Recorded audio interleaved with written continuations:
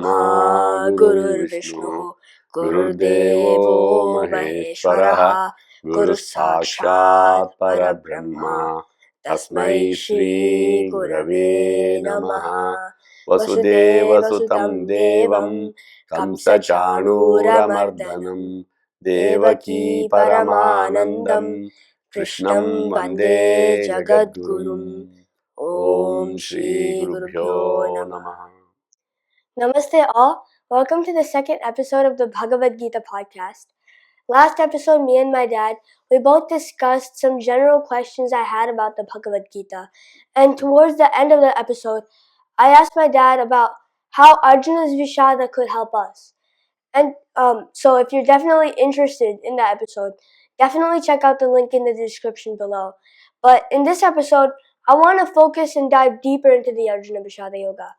And so to start off, I want to ask that the chapter is used to build the context of the war and of the Bhagavad Gita itself. It's used to set up the scene.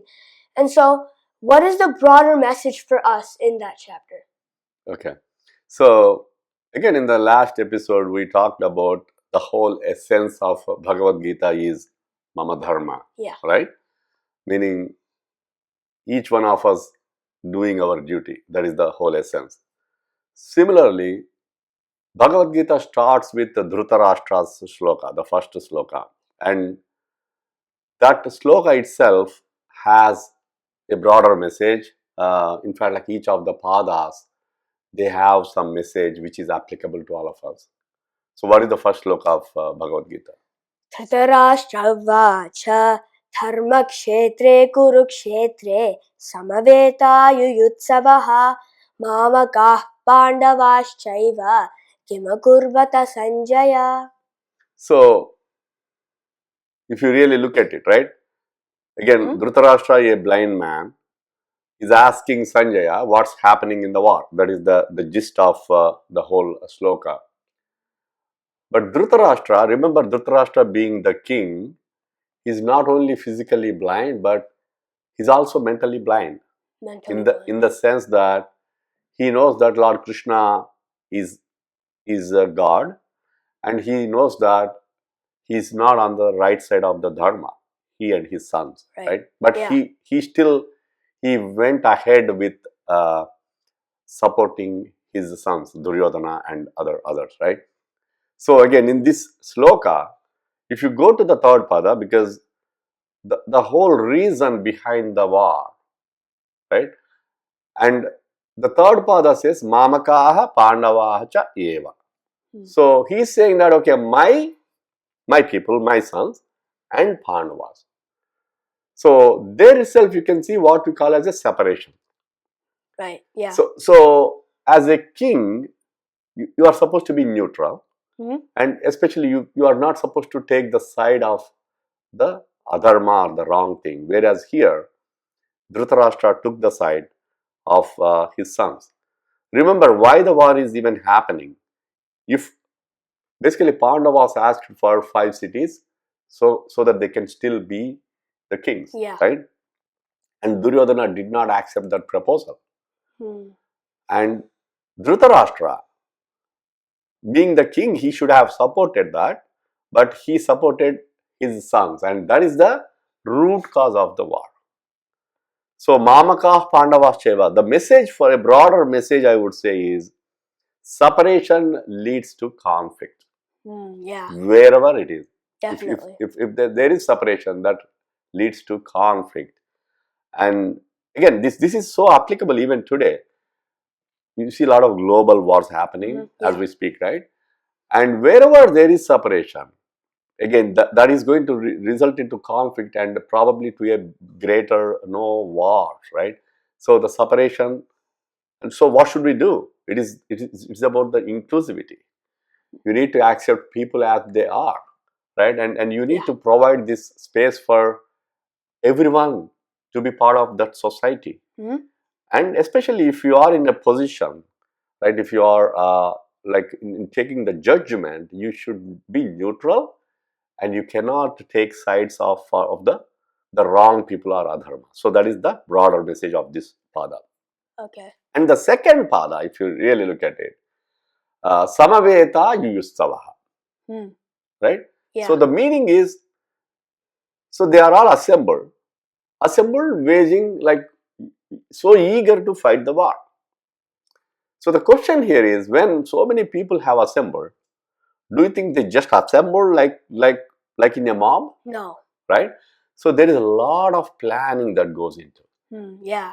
Right? Okay. So, and which is called as vyuhas, right? Like Padma Vyuha is one of the popular vyuhas, and there have been even so many other vyuhas in the shape of animals and like that. So vyuha is nothing but the formation of the army, so that you are efficiently attacking the enemy. Yeah. Right? Okay. So the message here primarily is, okay, so if you are going to do something, you need preparation. The earlier pada I said is separation, of course, which is not good. You need to have the inclusivity, but this is talking about the preparation, meaning you cannot simply go doing anything. You have to plan for that, right? So that planning goes a long way, without which you cannot execute. So you need to plan, then you have to follow that plan to execute the plan, right? So that is the message from this pada. Okay. The last pada, again, a very simple question. So Dhritarashtra is asking, Kimakurvata Sanjaya? Very commonsensical, right? Like, when both the sides are standing in the war, what are they going to do? So they are just going to wage the war, like fight. But remember, there is one person who was not willing to fight. Who was that? Arjuna. Right? So he went there to fight the war, and he did not want to fight because he gave up. He gave up in the middle. So the message here is, like, if you sign up for something, again, it could be a game that you want to play, it could be an exam, or it could be anything about doing something. You really have to have the perseverance, and you cannot give up in the middle, right? So the message is that, okay, so you have the perseverance and you go through that. That's like, I would call it as a broader message. And coming to the first pada, Dharmakshetre Kurukshetre. So if you really rephrase the words, it's Kshetre Kshetre Dharmam Kuru. Kuru means do. Okay. Dharmam Kuru means, like, do dharma. Remember, in the first episode as well, we talked about dharma being like doing the right thing at the right time, which gives you happiness and also which gives others happiness. Yeah. All these four conditions should be met, right? To call it as a dharma. So doing the right thing. So this is like, again, overall message similar to Mama Dharma, where it is saying, Kshetre Kshetre Dharmam Kuru. Kshetra means the place.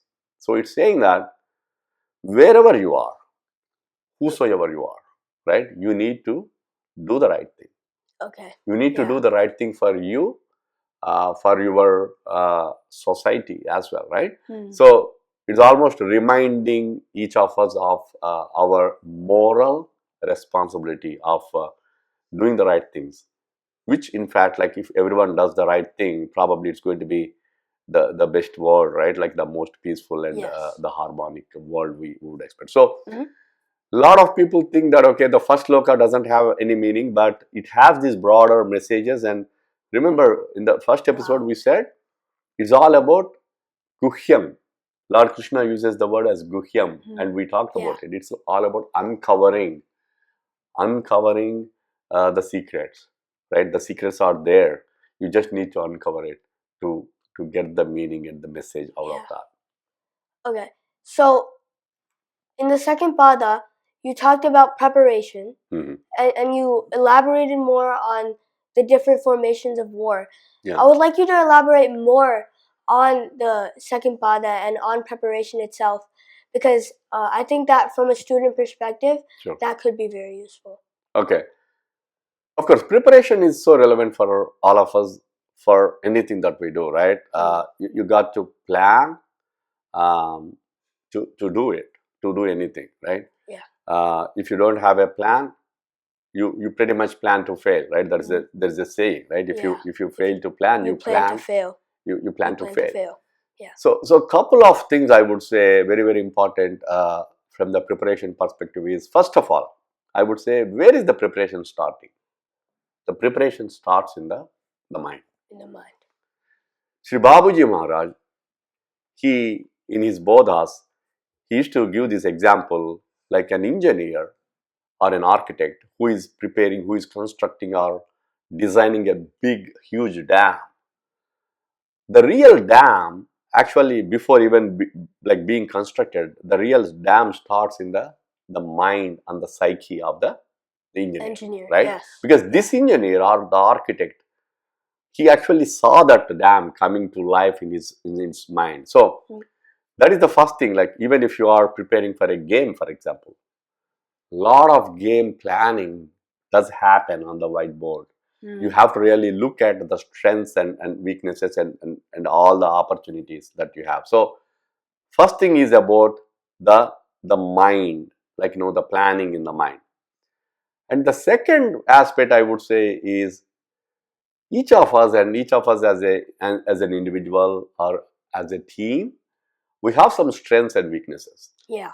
Right? That's so true. you really want to know what are your strengths and what are your weaknesses.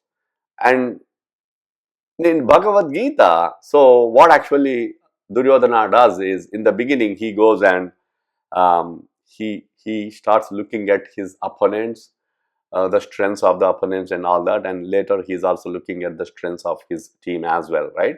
So you should always look at the strengths and also the weaknesses, because both the strengths and weaknesses, they are internal. Right. So once you know the strengths and weaknesses, you want to capitalize, maximize on the strengths, and you want to minimize on the weaknesses. Similarly, you want to know the strengths and weaknesses of the opponents as well, right? So that, let's say that if you are playing a game and if the other team is not really good at a particular point, like maybe their quarterback is is not that efficient, and so you really know how to capitalize on their weakness. Yeah. Right? Okay. So the internal strengths and weaknesses, focus on that, and the opportunities will be outside, external. So once you capitalize, once you maximize the strengths, I think it will provide you with a higher opportunity, and that is what is very, very relevant for you as a student, and for all of us, right? In terms of anything that we want to do, you want to make that plan, you want to think about it in advance, and you want to know your strengths and weaknesses, because we are human and we have these strengths and weaknesses in real sense. And so, continuing on, Duryodhana, he has 9 shlokas in the first chapter. Right? He says 9 shlokas. I think you mentioned before that every shloka, or most shlokas, have a message. And so, in Duryodhana's 9 shlokas, is there a hidden message as well?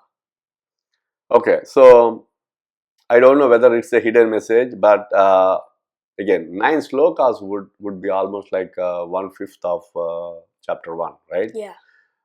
So I would still say that, okay, out of those slokas, there is a message. So what I can think of top of my head is like at least I can talk about one do and one don't, right? Because remember, the sages like Vyasa or Valmiki, they, while writing these epics, right, they will be neutral. They will not take sides.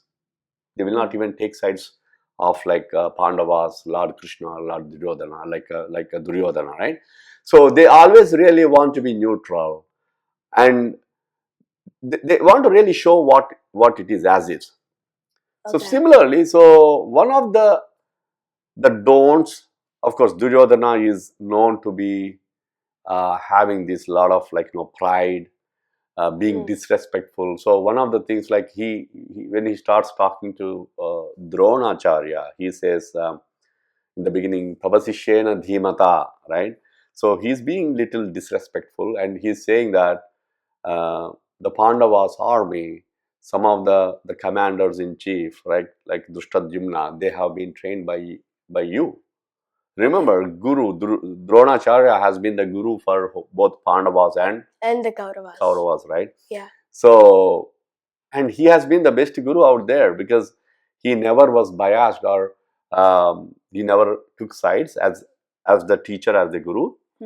But Duryodhana was being disrespectful to the teacher. Of course, you can never be doing that to the teacher, and of course, never ever to the guru, right? Yeah. Guru is like bigger than the God in the real sense. So, in terms of the do's, of course, you have to search to find is there anything that a right thing that Duryodhana did. But one thing you can think about is Duryodhana acknowledges that the whole team of Kauravas, right, and also the Kauravas army.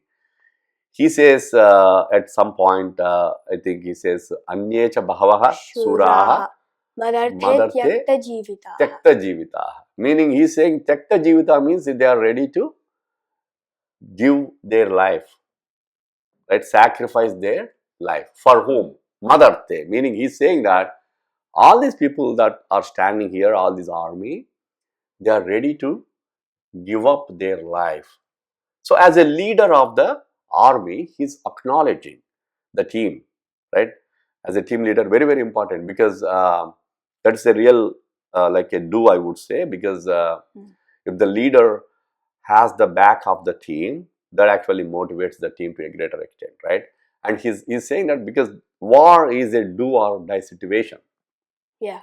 And he's acknowledging that all the people on our side, they are standing here for my sake, and they are ready to die for my sake, right? Which is as a leader, that's a good thing that you should learn to acknowledge the team members, because that again brings that inclusivity and what we call as a buy-in, right? Like they have a loyalty and the oneness, right? Yeah. So that I would say like do's and don'ts in terms of from those shlokas. But again, as I said, the more you uncover the shlokas and also the different context you are looking at those shlokas, you will get different meanings. Yeah. So Duryodhana, he walks into the battlefield and he's nervous, right? And I'm curious to know why, because he has a huge amount of people on his side. Yeah. He has so many people on his side. He has Dronacharya, right? So he has his guru on his side. And above all, he has Bhishma. He has Bhishmacharya. Okay. Bhishmacharya, he can't die unless he wants to. Yeah. Right? So he has all of this. He has all of these people. Yeah. He's in like control. And yet he still goes to the battlefield and he is nervous. And I wonder why this is the case. Okay. Good. So it's a good question. So again, the army has been measured in terms of the akshauhini. Akshauhini is the word that has been defined in terms of the number of horses, number of elephants, and number of chariots, and also the so many army of the people, right? So if you really look at compare the size of the army on the Pandavas and Kauravas, Kauravas have pretty much like 11 akshauhinis. Okay. Whereas Pandavas have only 7, right? So remember, Duryodhana, similar to Dhritarashtra as well, knows somewhere in his mind, he acknowledges that Lord Krishna is a superhuman. He's like God, right? Okay.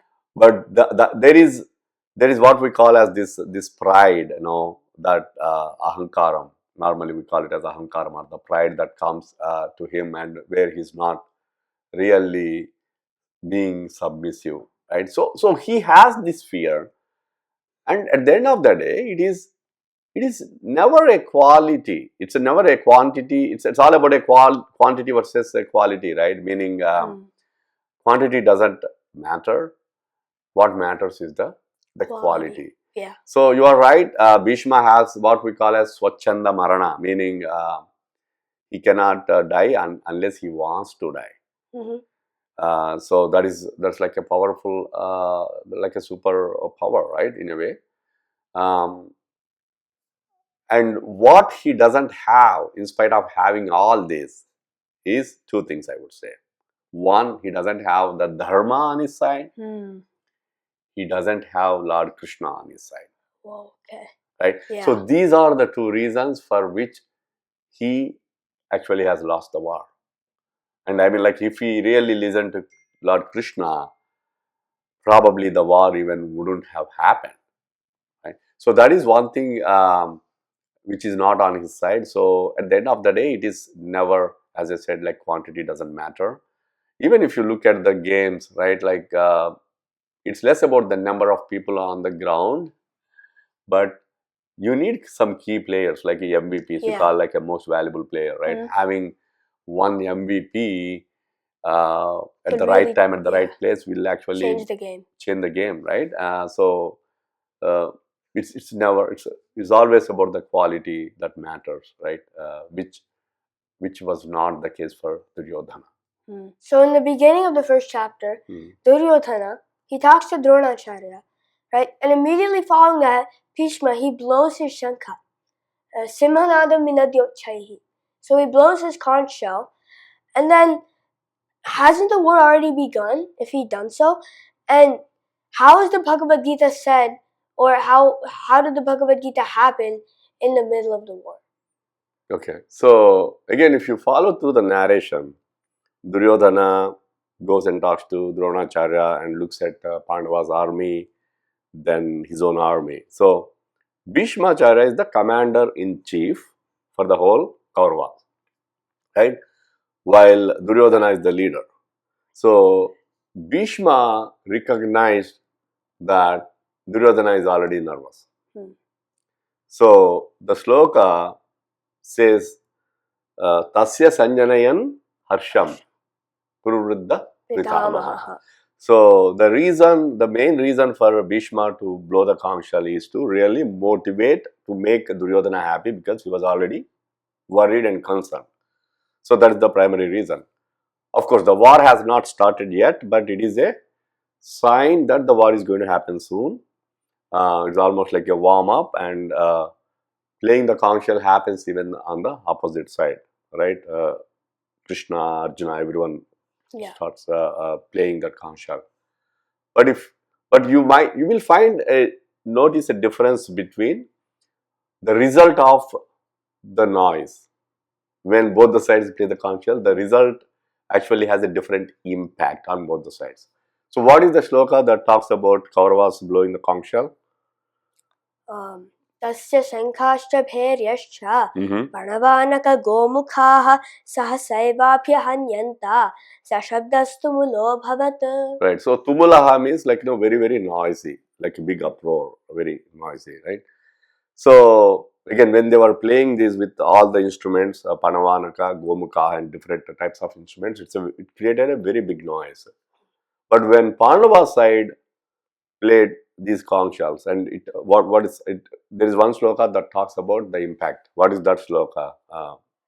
Sakhoshodharta Rashtrana Hrudayani Vyadarayat Nabhascha Prithivim Chaiva Tumulo Vyanunadayan. You will see the same word like Tumulaha, right? The same uproar of the noisy uproar of the sound. But the difference in this is the impact is Saghosho Dhartra Rashtrana Hrudayani Vyadarayat. Vyadarayat means the sound is so much that it's broken the hearts. Dhartarashtrana means the sons of Dhritarashtra, right? So they literally got scared. So though Kauravas are more in number, when they played the conch shell, the Pandavas were not scared. While Pandavas actually played the conch shell, the Kauravas really got scared. So they lost the war in the mind in the beginning itself, right? So that is what it is showing, and of course the Bhagavad Gita, the real Bhagavad Gita, didn't start yet. Because war didn't start, and later Arjuna actually asks Krishna to take him into the middle of both the war, like teams, right? Okay. After which the Bodha, the actual Gita from Lord Krishna starts. But the war actually has not started, but it's a preparation from both the teams. Yeah. And this is a unique chapter because Krishna is referred to as Madhava in this chapter. I think it happens a couple of times. And I'm also pretty sure that it only happens in this chapter itself. So I'm curious to know why it only happens in this chapter and why Krishna is referred to as Madhava.